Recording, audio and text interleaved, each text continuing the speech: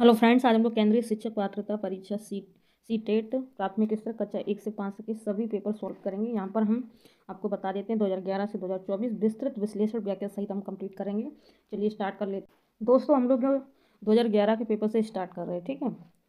देखिए सबसे पहले आपका क्वेश्चन आया था, देखिए प्राथमिक स्तर पर एक शिक्षक में निम्न में से किसे सबसे महत्वपूर्ण विशेषता माना चाहिए। प्राथमिक स्तर पर एक शिक्षक में निम्न में से किसे सबसे महत्वपूर्ण विशेषता मानना चाहिए। धैर्य और दृढ़ता, शिक्षण पद्धतियों और विषय के ज्ञान में दक्षता, अति मानक भाषा में पढ़ाने में दक्षता, पढ़ाने की उत्सुकता। तो प्राथमिक स्तर पर शिक्षक में निम्न में से किसे सबसे महत्वपूर्ण विशेषता मानना चाहिए। तो यहाँ पर आपका आंसर हो जाएगा ए ऑप्शन, धैर्य और दृढ़ता। धैर्य और दृढ़ता ऑप्शन सही होगा। देखिए प्राथमिक स्तर पर एक शिक्षक में सबसे महत्वपूर्ण विशेषता धैर्य और दृढ़ता होनी चाहिए, जिससे कि शिक्षक किसी भी परिस्थिति में किसी भी छात्र छात्राओं की सहजता से समस्याओं का समाधान कर सके दोस्तों, ठीक है। अब देखिए एक शिक्षक अपने लोकतांत्रिक स्वभाव के कारण विद्यार्थियों को पूरी कक्षा में कहीं भी बैठने की अनुमति देता है। कुछ शिक्षार्थी एक साथ बैठते हैं और चर्चा करते हैं या सामूहिक पठन करते हैं, कुछ चुपचाप बैठकर अपने आप पढ़ते हैं। यह अभिभावक को यह पसंद नहीं आता। एक अभिभावक को यह पसंद नहीं आता। इस स्थिति से निपटने का निम्न में से कौन सा तरीका सबसे बेहतर हो सकता है दोस्तों। अब देखिए आपके यहाँ पर 4 ऑप्शन दिए गए हैं। अब देखिए पहला, अभिभावक को प्रधानाचार्य से अनुरोध करना चाहिए कि वे उनके बच्चों का अनुभाग बदलें। बी ऑप्शन, देखिए अभिभावक को शिक्षक पर विश्वास व्यक्त करना चाहिए और शिक्षक के साथ समस्या पर चर्चा करनी चाहिए। सी ऑप्शन, अभिभावक को उस विद्यालय से अपने बच्चे को निकाल लेना चाहिए। डी ऑप्शन, अभिभावक को प्रधानाचार्य से शिक्षक की शिकायत करनी चाहिए। अब आप समझिए तो यहाँ पर आपका आंसर क्या हो सकता है। तो यहाँ पर दोस्तों आपका आंसर हो जाएगा बी ऑप्शन। जैसे कि हम अभी जस्ट आपको एग्जांपल देके समझाएंगे। जैसे कि होता क्या है, पहले जैसे कि सबके नेम होते हैं, ठीक है। किसी का नाम, लड़की का मान लेते हैं आरती नाम है, ठीक है। तो हमारे स्कूल में पहले क्या होता था, आरती, तो आरती से ए बनता है, ठीक है। और मान लेते मेरा नाम है सोनाली, ठीक है, सोनाली, तो मेरा एस लास्ट में आता है, ठीक है। तो पहले हमारे स्कूल में क्या होता था, ए वाले जो नाम होता था ए वाले, उन लड़कियों को आगे बैठाते थे और जिसका ABCD में जितना पीछे नेम होगा उसको पीछे बैठाते थे। तो कुछ ऐसा हो जाता था, लेकिन मुझे शौक था आगे बैठने का और मुझे बैठना पड़ता था पीछे। फिर मैंने अपने पापा से कही ये बात, फिर वो चलो छोड़ते हैं। तो यही बात यहाँ पर समझा रहे हैं इस प्रश्न में कि इसमें क्या होना चाहिए। बिल्कुल देखिए बी ऑप्शन होना चाहिए कि इसमें है, देखिए अभिभावक को शिक्षक पर विश्वास व्यक्त करना चाहिए, ठीक है, और शिक्षक के साथ समस्या पर चर्चा करनी चाहिए। तो यही काम मेरे पापा ने किया था, फिर सर जी समझे तो मुझे आगे बिठाया उन्होंने, ठीक है। ऐसा ही होता है दोस्तों। अब देखिए बी ऑप्शन इसकी व्याख्या देखेंगे। यदि कोई शिक्षक अपने लोकतांत्रिक स्वभाव के कारण अगर छात्रों को पूरी कक्षा में कहीं भी बैठने की अनुमति देता है, जिससे कि कुछ छात्र एक साथ बैठते हैं तथा चर्चा करते हैं, कुछ सामूहिक पठन करते हैं तथा कुछ चुपचाप बैठकर पढ़ते हैं, अगर इस स्थिति में छात्रों के बैठने पर किसी अभिभावक को परेशानी होती है या उन्हें ये ठीक नहीं लगता, तो सबसे पहले शिक्षक से बात करनी चाहिए तथा शिक्षक पर विश्वास करना चाहिए दोस्तों। इस प्रकार दोस्तों, ठीक। नेक्स्ट क्वेश्चन देखिए, वह अवस्था जब बच्चा तार्किक रूप से वस्तुओं व घटनाओं के विषय में चिंतन प्रारंभ करता है, तो कौन सी अवस्था है। औपचारिक संक्रियता अवस्था, पूर्व संक्रियात्मक अवस्था, मूर्त संज्ञात्मक अवस्था, संवेदी प्रेरक अवस्था। तो वह अवस्था जब बच्चा तार्किक रूप से वस्तुओं व घटनाओं के विषय में चिंतन करता है, तो कौन सी अवस्था हो जाएगी दोस्तों। तो यहाँ पर आपका आंसर हो जाएगा सी ऑप्शन, मूर्त संक्रियात्मक अवस्था, ठीक है। मूर्त संक्रियात्मक अवस्था हो जाएगी। देखिए मूर्त संक्रियात्मक अवस्था में बच्चा किसी वस्तु घटनाओं के विषय में चिंतन प्रारंभ करता है तथा इस अवस्था का प्रसार वो 7 से 11 वर्ष होता है, ठीक है, 7 साल से 11 वर्ष। इस अवस्था में बच्चा तार्किक चिंतन और वस्तुओं को समझने योग्य हो जाता है। मनोवैज्ञानिक पियाजे के अनुसार बच्चे में इस अवस्था में 5 योग्यताओं का विकास होता है। कितनी योग्यताओं का विकास होता है, 5 योग्यताओं का। कौन कौन सी, संरक्षण, संख्याबोध, क्रमानुसार, वर्गीकरण और पारस्परिक संबंध की क्षमता, ये सब होता है दोस्तों, ठीक है। तो ये सब आपको याद रखना है। अब देखिए मन का मानचित्रण संबंधित है, मन का मानचित्रण संबंधित है। ए ऑप्शन, साहयिक कार्यों की क्रिया योजना से, मन का चित्र बनाने से, मन की क्रियाशीलता पर अनुसंधान से, बोध बढ़ाने की तकनीक से या समझ बढ़ाने की तकनीक से। तो मन का मानचित्रण संबंधित है, सोचिए। तो यहाँ पर आपका आंसर हो जाएगा सी ऑप्शन, मन की क्रियाशीलता पर अनुसंधान से, ठीक है। मन का मानचित्रण संबंधित है मन की क्रियाशीलता पर अनुसंधान से, ठीक है। अभी भी और समझाएंगे इसको। देखिए मन का मानचित्रण का अर्थ है मन की क्रियाशीलता पर अनुसंधान, अर्थात तो देखिए, किसी कार्य को करने से पहले उसकी एक रूपरेखा मन में बना लेना चाहिए। जैसे कि मान लेते हैं आप टीचर बनना चाहते हैं, ठीक है, आप टीचर बनना चाहते हैं दोस्तों। टीचर बनने के लिए आप सोचोगे मैं डीएलएड करूँगा, मैं बीएड करूँगा, मैं सीटेट दूंगा, मैं सुपर टेट दूंगा, ये सब, ठीक है। तो यही सब, ठीक है, यही सब। अब देखिए, विशेष रूप से प्राथमिक स्तर पर विद्यार्थियों की सीखने संबंधी समस्याओं को संबोधित करने का सबसे बेहतर तरीका है। तो देखिए, सबसे पहले ए ऑप्शन, महंगी और चमकदार सहायक सामग्रियों का प्रयोग करना, सरल और रोचक पाठ्य पुस्तकों का प्रयोग करना, कहानी कथन की पद्धति का प्रयोग करना, और लास्ट का देखिए, क्षमताओं के अनुरूप विभिन्न शिक्षण पद्धतियों का प्रयोग। तो विशेष रूप से प्राथमिक स्तर पर विद्यार्थियों की सीखने संबंधी समस्याओं को संबोधित करने का सबसे बेहतर तरीका है। तो कौन सा है दोस्तों? यहाँ पर आपका आंसर हो जाएगा डी ऑप्शन, क्षमताओं के अनुरूप विभिन्न शिक्षण पद्धतियों का प्रयोग करना चाहिए, ठीक है। तो यहाँ पर आपका डी ऑप्शन राइट होगा। देखिए, प्राथमिक स्तर पर विद्यार्थियों की सीखने संबंधी समस्याओं को संबोधित करने का सबसे बेहतर तरीका है कि अगर किसी शिक्षार्थी को कुछ समझना है तो उसके लिए एक बल्कि उसके क्षमता के अनुसार उसे विभिन्न शिक्षण पद्धतियों का प्रयोग करना चाहिए ताकि प्राथमिक स्तर के छात्र को पूर्ण रूप से समझ आ सके, ठीक है। ये सर अगला क्वेश्चन, निम्नलिखित में से कौन सा शिक्षार्थियों में सृजनात्मकता का पोषण करता है? पोषण करता है, तो यहाँ पर आपका आंसर हो जाएगा, देखिए पहला हम ऑप्शन देख लेते हैं। पहला ऑप्शन देखिए, प्रत्येक शिक्षार्थी के अंतर्जात प्रतिभाओं का पोषण करने के अवसर उपलब्ध कराना, विद्यालय जीवन के प्रारंभ से उपलब्धि के लक्ष्यों पर बल देना। सी ऑप्शन, परीक्षा में अच्छे अंकों के लिए विद्यार्थियों की कोचिंग करना, ठीक है। अगला देखिए, अच्छा शिक्षा के व्यवहारिक मूल्यों के लिए विद्यार्थियों का शिक्षण। तो कौन सा शिक्षार्थियों में सृजनात्मकता का पोषण करता है? तो यहाँ पर आपका आंसर हो जाएगा ए ऑप्शन, प्रत्येक शिक्षार्थी की अंतर्जात प्रतिभाओं का पोषण करने के लिए अवसर उपलब्ध कराना दोस्तों, ठीक है। तो यहाँ पर आपका आंसर हो जाएगा ए ऑप्शन।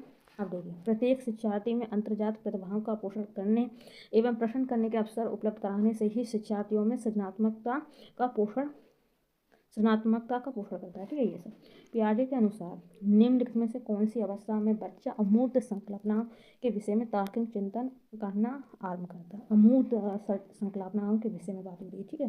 तो यहाँ पर आपके ऑप्शन है, पहला देखिए, औपचारिक संक्रियात्मक अवस्था 12 वर्ष एवं उससे ऊपर, ठीक है। अगला देखिए, संवेदी प्रेरक अवस्था जन्म से 2 वर्ष, पूर्व संक्रियात्मक अवस्था 0 से 7 वर्ष, मूर्त संक्रियात्मक अवस्था 7 से 11 वर्ष।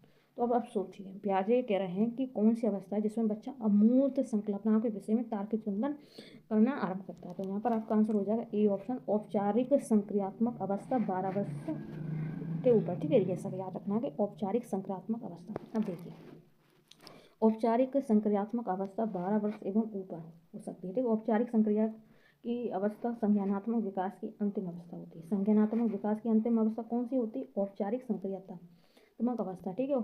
तो संज्ञात्मक विकास की अंतिम अवस्था कौन सी होती है? औपचारिक संक्रियात्मक अवस्था, ठीक है। अब देखिए, यह 11 के बाद होता है, अंतिम में यह 11 के बाद होती है अवस्था, ठीक है, 11 साल के बाद होती है। मूल रूप से यह अवस्था तार्किक चिंतन की अवस्था है, अर्थात इस अवस्था का बालक अन्य वस्तुओं के अतिरिक्त स्वयं के विचारों के संबंध में विचार करने में सम्मत हो जाता है। बालक उद्दीपकों की अनुपस्थिति में भी उनकी विशेषताओं, उपयोगिताओं एवं अन्य बिंदुओं के बारे में सोच सकता है। बालक के विचार परिपक्व हो जाते हैं दोस्तों, ठीक है। सीखना संबंध हो सकता है यदि कक्षा में अधिक से अधिक शिक्षण सामग्री प्रयोग किया जाए, शिक्षक विभिन्न प्रकार के व्याख्यान और स्पष्टीकरण का प्रयोग करें, कक्षा में आवधिक परीक्षाओं पर अपेक्षित ध्यान दिया जाए, वास्तविक दुनिया से उदाहरणों को कक्षा में लाया जाए, तो सीखना संबंध हो सकता है यदि। अब आप सोचिए कौन सा हो सकता है ऑप्शन से यहाँ पर। तो यहाँ अभी इसका पूरा ऑप्शन पढ़ते हैं। देखिए, वास्तविक दुनिया से उदाहरणों को कक्षा में लाया जाए जिसमें विद्यार्थी एक दूसरे से अंतक्रिया करें और शिक्षक उस प्रक्रिया को सुगम बनाए। तो यहाँ पर आपका डी ऑप्शन राइट होगा दोस्तों। एक बार प्रश्न को आप देखिए ढंग से, अब आपको सभी ऑप्शन दिख रहे हैं ढंग से, ठीक है। तो यहाँ पर आपका डी ऑप्शन राइट होगा। अब देखिए, इसको पूरा पढ़ते हैं। सीखना संबंध हो सकता है यदि शिक्षक वास्तविक दुनिया से उदाहरणों को कक्षा में लाए तथा जिसमें विद्यार्थी एक दूसरे से अंतक्रिया करें और शिक्षक उस प्रक्रिया को सुगम बनाए, क्योंकि शिक्षार्थी वास्तविक दुनिया के उदाहरण को निरंतर देखते हैं तथा सुनते हैं। इसलिए अगर शिक्षक वास्तविक दुनिया के उदाहरण को कक्षा में लाएंगा और समझाएंगे तो शिक्षार्थियों को समझने में क्या होगी? सरलता होगी, ठीक है। कौन से कथन को सीखने की प्रक्रिया की विशेषता नहीं मानना है? निम्न में से कौन से कथन को सीखने की प्रक्रिया की विशेषता नहीं मानना चाहिए? नहीं मानना चाहिए। सीखना एक व्यापक प्रक्रिया, सीखना एक लक्षणोन्मुखी होता है, सीखने एक लक्षणोन्मुखी होता है। अन्य अधिगम भी सीखने की प्रक्रिया, शैक्षिक संस्थान ही एकमात्र संस्थान जहाँ अधिगम प्राप्त होता है। तो यहाँ पर आपका डी ऑप्शन हो जाएगा। शैक्षिक संस्थान ही एकमात्र स्थान है जहाँ अधिगम प्राप्त होता है, तो यहाँ पर आपका डी ऑप्शन राइट होगा। नहीं मानना चाहिए, विशेषता नहीं मानना चाहिए, नहीं पूछा तो इस प्रकार आपका डी ऑप्शन राइट हो जाएगा। ठीक है, अब इसको हम पूरा समझ लीजिए। शैक्षिक संस्थान ही एकमात्र संस्थान है जहाँ अधिगम प्राप्त होता है। सीखने की प्रक्रिया की विशेषता नहीं माननी चाहिए, क्योंकि सीखना एक ऐसी प्रक्रिया है कि अगर किसी शिक्षार्थी में सीखने की प्रवृत्ति है तो उससे शिक्षार्थियों को शैक्षिक संस्थान ही एकमात्र स्थान नहीं है, बल्कि अपने ज्ञान को कहीं भी किसी भी अध्यापक की सहायता से प्राप्त कर सकता है। इसमें नहीं पूछा गया था, तो इस वजह से आपको यहाँ पर आंसर डी हो जाएगा। ठीक है, पाँचवीं कक्षा के दृष्टिबाधित विद्यार्थी। अब देखिए इसका ऑप्शन देखिए, यहाँ पर आपका आंसर बी होगा। तो इसको देख लेते पहले। पाँचवीं कक्षा के दृष्टिबाधित विद्यार्थी के साथ कक्षा में समान रूप से व्यवहार किया जाना चाहिए और सब्सिडी के माध्यम से सहायता उपलब्ध कराई जानी चाहिए। और इसमें क्या करा देखते पूरा सभी ऑप्शन देख लेते हैं कि माता पिता और मित्रों तरफ से दैनिक कार्यों को करने में सहायता की जानी चाहिए। ठीक है, के साथ कक्षा में विशेष व्यवहार करना चाहिए, को निचले स्तर के कार्य करने की छूट मिलनी चाहिए। तो ऐसा कुछ नहीं है, यहाँ पर आपका बी ऑप्शन बिल्कुल ठीक बैठ रहा है। ठीक है, बी ऑप्शन ये वाला आप सही जाना। देखिए, पाँचवीं कक्षा के दृष्टिबाधित विद्यार्थी के साथ कोई विशेष व्यवहार ना करके बल्कि उसके साथ कक्षा में सिर्फ सीढ़ी के माध्यम से उसे सिखाने की सहायता उपलब्ध करानी चाहिए तथा उसके साथ भी एक समान व्यवहार करना चाहिए। ये बिल्कुल ठीक बैठ रहा है। निम्न में से कौन सा बच्चे के सामाजिक मनोवैज्ञानिक आवश्यकताओं के साथ संबंध नहीं है पूछा है। देखिए, संवेगात्मक सुरक्षा की आवश्यकता। बी ऑप्शन शरीर में अवशिष्ट पदार्थों का नियमित रूप से बाहर निकलना। सी ऑप्शन सांद्रित संगति की आवश्यकता। डी ऑप्शन सामाजिक अनुमोदन अथवा सराहने की आवश्यकता। तो निम्न में से कौन सा बच्चे के सामाजिक मनोवैज्ञानिक आवश्यकताओं के साथ संबंध नहीं है तो पूछा, तो बी ऑप्शन राइट हो जाएगा। शरीर में अवशिष्ट पदार्थों का नियमित रूप से बाहर निकलना, ये नहीं है। ठीक है, और देखिए, शरीर से अवशिष्ट पदार्थों का नियमित रूप से बाहर निकलना एक शारीरिक आवश्यकता है, ना कि सामाजिक मनोवैज्ञानिक आवश्यकता। ठीक है, ये नहीं है। वह कौन सा स्थान है जहाँ बच्चे के संज्ञानात्मक विकास को सबसे बेहतर तरीके से परिभाषित किया जा सकता है? तो यहाँ पर आपका आंसर हो जाएगा ए ऑप्शन, विद्यालय एवं कक्षा पर्यावरण। ठीक है, वह कौन सा स्थान है जहाँ बच्चे के संज्ञानात्मक विकास को सबसे बेहतर तरीके से परिभाषित किया जा सकता है? तो यहाँ पर आपका आंसर ए होगा दोस्तों। ठीक है, देखिए, विद्यालय एवं कक्षा परिवार के द्वारा ही बच्चे के संज्ञानात्मक अर्थात ज्ञान से संबंधी विकास को सबसे बेहतर तरीके से परिभाषित किया जा सकता है, क्योंकि विद्यालय एवं कक्षा पर्यावरण ही एक ऐसा स्थान है जहाँ उस शिक्षार्थियों ज्ञान संबंधी आवश्यकताओं और उसकी समस्याओं का निदान किया जा सकता है। दोस्तों, को एक अभिप्रेरित शिक्षण का संकेत माना जाता है। तो किसे माना जाता है? शिक्षक द्वारा दिया गया उपचारात्मक कार्य। बी ऑप्शन, विद्यार्थी द्वारा प्रश्न पूछना। सी ऑप्शन, कक्षा में एकदम खामोशी। डी ऑप्शन, कक्षा में अधिकतम उपस्थिति। तो इसमें क्या हो जाएगा? अभिप्रेत शिक्षण का संकेत माना जाता है। तो यहाँ पर आपका बी ऑप्शन राइट हो जाएगा। विद्यार्थी द्वारा प्रश्न पूछना अभिप्रेत शिक्षण का संकेत माना जाता है। देखिए, विद्यार्थी द्वारा प्रश्न पूछना एक अभिप्रेरित शिक्षण का संकेत माना जाता है, क्योंकि अभिप्रेरक किसी भी व्यक्ति को व्यवहार करने के लिए शक्ति प्रदान करते हैं। छात्र अपने अधिगम संबंधी लक्ष्यों को तभी प्राप्त कर सकता है यदि वह अभिप्रेरित है। अध्यापक छात्रों के पूर्व अनुभवों तथा विशेषकर रुचियों को प्रयोग में लाकर अधिगम के लिए अभिप्रेरित कर सकता है। ठीक है, अब देखिए, कौन सा बुद्धिमान बच्चे का लक्षण नहीं है? बुद्धिमान बच्चे का लक्षण नहीं है, तो देखिए, पहला ऑप्शन वह जो प्रभावपूर्ण एवं उचित तरीके से संप्रेषण करने की क्षमता रखता है, नहीं पूछा है। ठीक है, याद रखना। वह जो अमूर्त रूप से सोचता रहता है। सी ऑप्शन, वह जो नए परिवेश में स्वयं को समायोजित कर सकता है। डी होगा, वह जो लंबे निबंधों को बहुत जल्दी रटने की क्षमता रखता है। रटने ऐसे शब्दों को याद रखना। तो यहाँ पर आपका आंसर क्या हो जाएगा? डी ऑप्शन, वह जो लंबे निबंधों को बहुत जल्दी रटने की क्षमता रखता है। कह रहा था कि निम्न में से कौन सा बुद्धिमान बच्चे का लक्षण नहीं है, तो यही वाला ऑप्शन नहीं है, बाकी आपके ये सब होंगे। ठीक है, आपका डी ऑप्शन राइट हो जाएगा। वे बच्चे जो किसी भी लंबे प्रश्न के उत्तर को समझने की जगह उसे रटने की क्षमता रखते हैं। रटने से छात्र उसे हल करने की कोशिश तो करते हैं, लेकिन उसे समझ नहीं सकते, जिससे उसे आगे के प्रश्न में समस्या होगी। अतः रटना बुद्धिमान बच्चे का लक्षण नहीं होता है दोस्तों। ठीक है, देखिए, बच्चे दुनिया के बारे में अपनी समझ का सृजन करते हैं, इसका श्रेय को जाता है। तो डी ऑप्शन राइट, पियाजे के अनुसार बच्चे दुनिया के बारे में अपनी समझ का सृजन करते हैं। कृतिका अक्सर घर में ज़्यादा बात नहीं करती, लेकिन विद्यालय में काफ़ी बात करती है। दर्शाता है कि ए ऑप्शन, शिक्षक की मांग होती है कि बच्चे विद्यालय में खूब बात करें। बी ऑप्शन, कृतिका को अपने घर बिल्कुल पसंद नहीं है। सी ऑप्शन, उसके विचारों को विद्यालय में मान्यता मिलती है। डी ऑप्शन, विद्यालय हर समय बच्चों को खूब बात करने का अवसर देता है। तो यहाँ पर आप बताइए कौन सा आंसर सही हो जाएगा? सी ऑप्शन, उसके विचारों को विद्यालय में क्या मान्यता मिलती है, इस वजह से। तो यहाँ पर आपका सी ऑप्शन राइट हो जाएगा। कृतिका अक्सर घर में कम बात तथा विद्यालय में अधिक बात करते हैं। इसका कारण यह हो सकता है कि घर में उसकी बातों को ज़्यादा मान्यता ना मिलती हो अपेक्षाकृत विद्यालय के, इसलिए वह विद्यालय में ज़्यादा बात करती, घर में कम करती। ये आपका पॉइंट सही बैठेगा। अब देखिए, एक शिक्षक को अपने विद्यार्थियों की क्षमता को समझने का प्रयास करना चाहिए। निम्नलिखित में से कौन सा क्षेत्र उस उद्देश्य के साथ संबंध है? तो यहाँ पर आपका पहला सामाजिक दर्शन, बी ऑप्शन मीडिया मनोविज्ञान, सी ऑप्शन शिक्षा मनोविज्ञान, डी ऑप्शन शिक्षा समाजशास्त्र। तो यहाँ पर आपका आंसर क्या हो जाएगा? मुझे तो यहाँ पर सी ऑप्शन लग रहा है, शिक्षा मनोविज्ञान। जस्ट अभी देख लेते हैं आंसर कौन सा हो जाएगा आपका। तो सी ऑप्शन ही है, बिल्कुल सही बताया मैंने, शिक्षा मनोविज्ञान। शैक्षिक परिस्थितियों में बालक के व्यवहार का अध्ययन करके शिक्षक अधिगम प्रक्रिया को सरल, सुगम तथा प्रभावी बनाने का विज्ञान है, जिसमें शिक्षक अपने विद्यार्थियों की क्षमताओं को समझने का प्रयास करता तथा उसी अनुरूप उससे सुधार करने का प्रयास करता है। सीखने की प्रक्रिया में अभिप्रेरणा क्या है? देखिए, पहले पिछले सीखे हुए को नए अधिगम से अलग करती है। बी ऑप्शन शिक्षार्थियों को एक दिशा में सोचने के योग्य बनाती है। सी ऑप्शन शिक्षार्थियों में सीखने की प्रति रुचि का विकास करती है। डी ऑप्शन शिक्षार्थियों की स्मरण शक्ति को प्रेरणात्मक बनाती है। तो सीखने की प्रक्रिया अभिप्रेरणा है, तो किससे अभिप्रेरणा है दोस्तों? तो यहाँ पर आपका सी ऑप्शन राइट हो जाएगा। शिक्षार्थियों में सीखने के प्रति रुचि का क्या करती है? विकास करती है, अभिप्रेरणा। ठीक है, देखिए, शिक्षण अभिप्रेरणा पढ़ाई लिखाई संबंधी प्रक्रिया में विद्यार्थियों की भागीदारी की इच्छा के साथ उत्पन्न होने के लिए प्रेरित करती है। अतः अभिप्रेरणा शिक्षार्थियों में सीखने के प्रति रुचि का विकास करती है दोस्तों। देखिए, शिक्षा के क्षेत्र में पाठ्यक्रम शब्दावली डॉट डॉट की ओर संकेत करती है। शिक्षा के क्षेत्र में पाठ्यचर्या शब्दावली डॉट डॉट की ओर संकेत करती है। तो यहाँ पर आपका आंसर हो जाएगा, देखते हैं। पहला ऑप्शन देखिए, विद्यालय का संपूर्ण कार्यक्रम जिसमें विद्यार्थी प्रतिदिन अनुभव प्राप्त करते हैं। बी ऑप्शन मूल्यांकन प्रक्रिया। सी ऑप्शन कक्षा में प्रयोग की जाने वाली पाठ्य सामग्री। डी ऑप्शन शिक्षण पद्धति एवं पढ़ाई जाने वाली विषय वस्तु। तो शिक्षा के क्षेत्र में पाठ्यचर्या शब्दावली डॉट डॉट के रूप में संकेत करती है। तो यहाँ पर आपका आंसर हो जाएगा ए ऑप्शन, विद्यालय का संपूर्ण कार्यक्रम जिसमें विद्यार्थी प्रतिदिन अनुभव प्राप्त करते हैं। ये सब देखिए, शिक्षा क्षेत्र में पाठ्यचर्या शब्दावली विद्यालय के संपूर्ण कार्यक्रम जिसमें विद्यार्थी प्रतिदिन अनुभव प्राप्त करते हैं की ओर संकेत करती है दोस्तों। ठीक है, अब देखिए, निचली कक्षाओं में शिक्षण की खेल पद्धति मूल रूप से आधारित है। निचली कक्षाओं में शिक्षण की खेल पद्धति मूल रूप से आधारित है। तो देखिए, पहला ऑप्शन शिक्षण पद्धति के सिद्धांतों पर। बी ऑप्शन विकास एवं वृद्धि के मनोवैज्ञानिक सिद्धांतों पर। सी ऑप्शन शिक्षक के समाजशास्त्री सिद्धांतों पर। डी ऑप्शन शारीरिक शिक्षा कार्यक्रम के सिद्धांत पर। तो निचली कक्षाओं में शिक्षण की खेल पद्धति मूल रूप से आधारित है, तो बी ऑप्शन राइट हो जाएगा, विकास एवं वृद्धि के मनोवैज्ञानिक सिद्धांतों पर।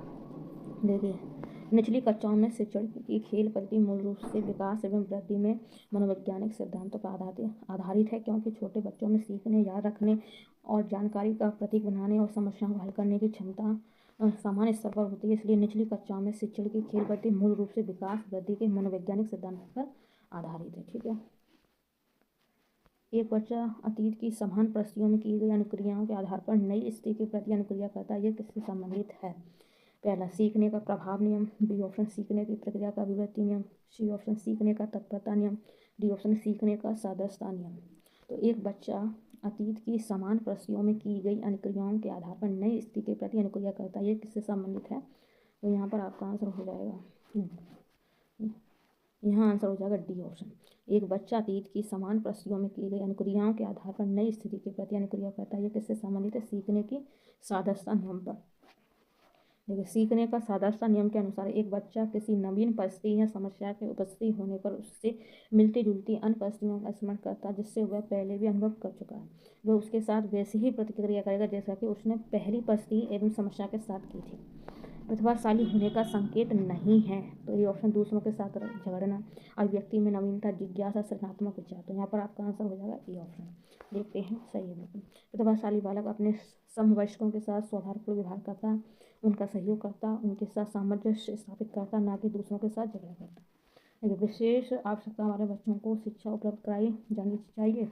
तो यहाँ पर आपका आंसर हो जाएगा, विशेष विद्यालयों में विशेष बच्चों के लिए विकसित पद्धति द्वारा, विशेष विद्यालयों में शिक्षकों द्वारा अन्य सामान्य बच्चों के साथ। तो यहाँ पर आपका आंसर हो जाएगा डी ऑप्शन, अन्य सामान्य बच्चों के साथ। D option right. राष्ट्रीय पाठ्यचर्या रूपरेखा 2005 NCF 2005 में समावेशी शिक्षा की संस्तुति की गई, जिसमें सभी प्रकार के बच्चे सामान्य एवं विशेष को एक ही स्थान पर शिक्षा दी जाती है। आकलन को उपयोगी और रोचक प्रक्रिया बनाने के लिए डॉट डॉट के प्रति सचेत होना चाहिए।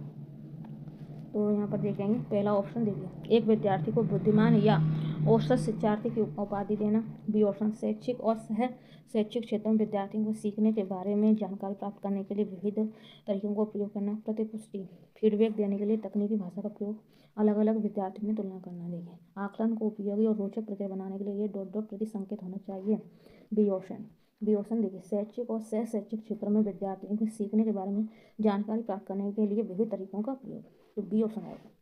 आकलन को उपयोगी और रोचक प्रक्रिया बनाने के लिए शिक्षक और सह शैक्षिक क्षेत्रों में विद्यार्थियों के सीखने के बारे में जानकारी प्राप्त करने के लिए विविध तरीकों का प्रयोग करना चाहिए। अब देखिए अगला क्वेश्चन, डिसलेक्सिया किससे संबंधित है? गणितीय विकास से डिसलेक्सिया किससे संबंधित? गणितीय विकास, पठन विकार, व्यवहार संबंधी विकास, ठीक है, और मानसिक विकास। तो यहाँ पर डिसलेक्सिया किससे संबंधित है? तो बी ऑप्शन आउट हो जाएगा। डिसलेक्सिया का संबंध पठन विकार से। पठन विकार मतलब पढ़ने में परेशानी, ठीक है। पठन विकार, विकार माने एक तरह का रोग मान लो, ठीक है। तो डिसलेक्सिया का संबंध पठन विकार से, जिसमें बच्चा अक्षरों का पहचान नहीं कर पाता, जिस कारण उसे पाठ्य पुस्तकें पढ़ने में क्या हो जाती है, समस्या होती है। बच्चों की सीखने की प्रक्रिया में माता पिता को भूमिका निभानी चाहिए। ए ऑप्शन अग्रमुखी भूमिका निभानी चाहिए, ठीक है। ए ऑप्शन अग्रमुखी हो जाएगा, ठीक है। बच्चों की सीखने की प्रक्रिया में माता पिता को अग्रमुखी भूमिका निभानी चाहिए तथा उन्हें और अच्छा करने के लिए प्रोत्साहित करते रहना चाहिए।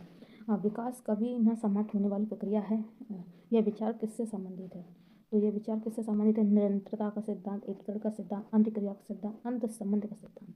तो विकास कभी न समाप्त होने वाली प्रक्रिया, यह विचार किससे संबंधित है? ए ऑप्शन निरंतरता का सिद्धांत है। ए ऑप्शन विकास कभी न समाप्त होने की एक प्रक्रिया है, यह विचार निरंतरता का सिद्धांत से संबंधित। सीखने के अंतर्दृष्टि सिद्धांत को किसने बढ़ावा दिया था? अंतर्दृष्टि सिद्धांत को डी ऑप्शन आउट हो जाएगा, गेस्टाल्ट सिद्धांतवादी ने, ठीक है। गेस्टाल्ट सिद्धांतवादी ने सीखने के अंतर्दृष्टि सिद्धांत को जर्मनी के गेस्टाल्ट सिद्धांतवादियों ने बढ़ावा दिया।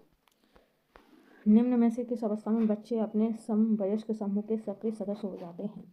तो यहाँ पर डी ऑप्शन राइट हो जाएगा, किशोर अवस्था में। कौन सा आंसर हो जाएगा? किशोर अवस्था में बच्चे अपने समवयस्क समूह के सक्रिय सदस्य हो जाते हैं। तो किशोर अवस्था में, डी ऑप्शन। किशोर अवस्था में बच्चे अपने समवयस्क समूह के सक्रिय सदस्य हो जाते हैं।